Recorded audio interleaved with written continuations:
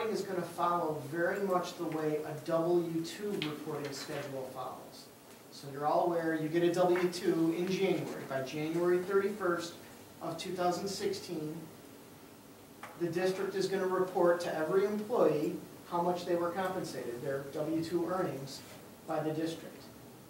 In addition to receiving a W-2, you're now going to also be required to send your employees a second document called a Form 1095. The 1095 goes to the employee. The way to remember that, 5 ends in E, employee.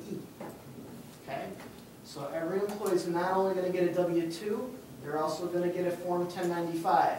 And it's going to tell the employee that Hinsdale is reporting to the IRS, you joined our organization in September, and you were covered September, October, November, and December of 2015.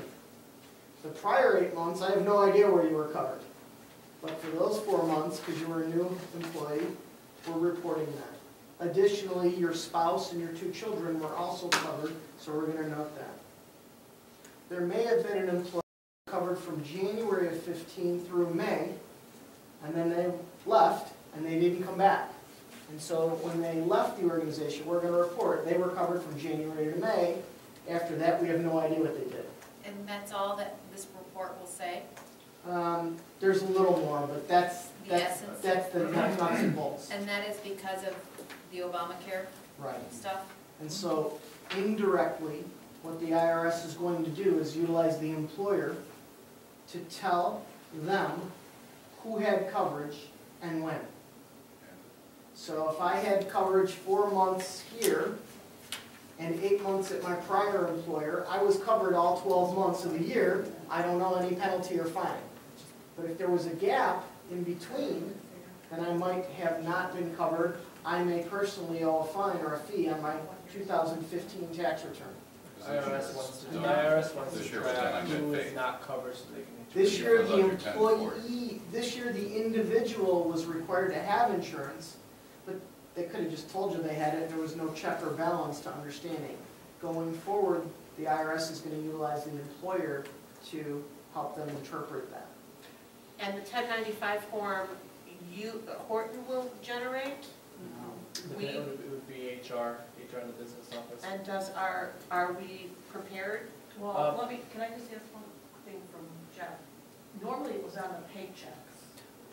Is that going to be anymore? There's going to be a second form now. So it'll still be on the paycheck, and then it's going to be the 1095. Okay. They will get in addition to the W-2. We'll have to, as of right now, no, we're not prepared. As we get closer to the fall. Because this is something Mark Chalona when I worked on, and he got it on. Right. It'll be in the fall. This new process won't be until January 1 of 2016. Correct. Right.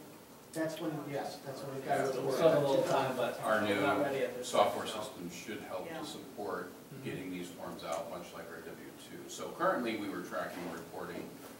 I shouldn't say that. On our W-2, we should is usually in box 12, code D, says here's employer benefits that you received. But we need to, now looking at this form, I understand what he meant now by monthly coverage. They're getting down specifically To making sure you have 12 months worth of coverage. Correct. So our new software system, they should be adapting, and we should be able to support that through. We will be ready. Okay, just making sure that, and how is our, what software is our payroll under? I think, Infinite Business. Okay. we'll call tomorrow and